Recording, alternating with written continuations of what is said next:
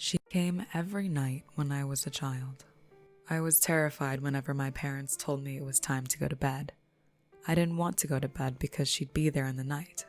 Her, the woman in the red shoes.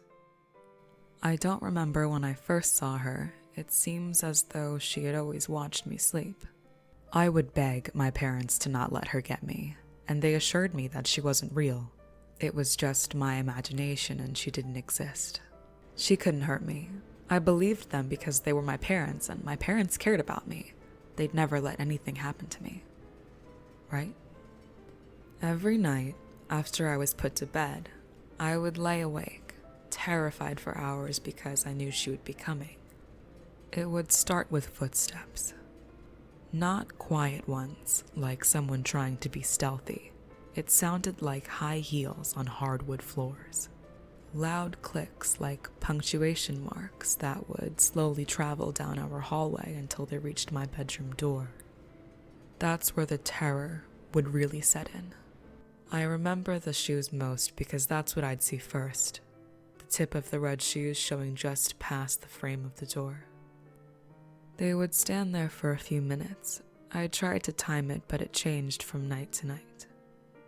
Sometimes I'd just see the shoes and never see the woman.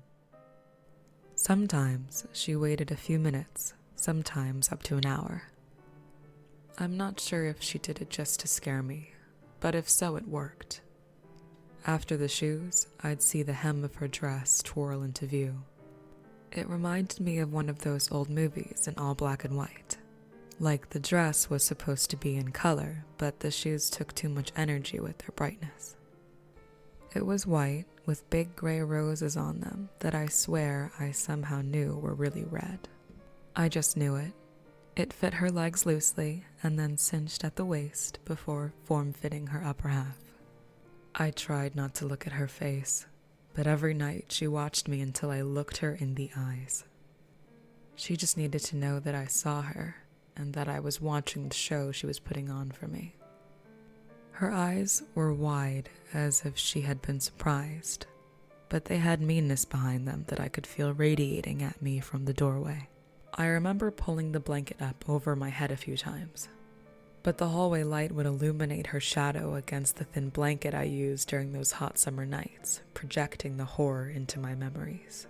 Her mouth was surrounded by dark gray lips, pulled back into a grim smile that never faltered, which I also knew were meant to be red, and the skin was almost the same color as the cloth of the dress, that sickly, just off-white. She would move closer slowly each night until she stood at my bedside. The night after that, she'd be kneeling next to my bed. The following night was always the worst. She would slowly kneel at the bedside and lay her head on the bed and stare at me with those wide eyes and terrible smile as I cried silently. This is how it would cycle every few weeks. She would move incrementally slower until I had no choice but to look her in the eyes and she could feed on my fear.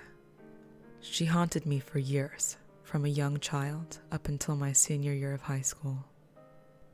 When I moved away from my childhood home, the woman in the red shoes left me. I thought perhaps I had dreamt her, that she was just a figment of my overactive imagination.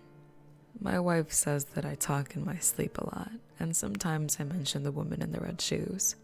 She wants to talk about it, but I just want to let memories fade away as the woman did. Sometimes when I'm lying in my bed at night, though, I can hear the sound of heels in my hallway. I hear them wander across the doorway of my bedroom and continue until they stop at the room at the end of the hall. I don't tell my wife about this. It would only upset her, and with the baby coming, she can't deal with any more stress. I just have to silently come to terms with the fact that the woman in the red shoes is already standing at the door to the nursery where my son will soon be sleeping and waiting for him.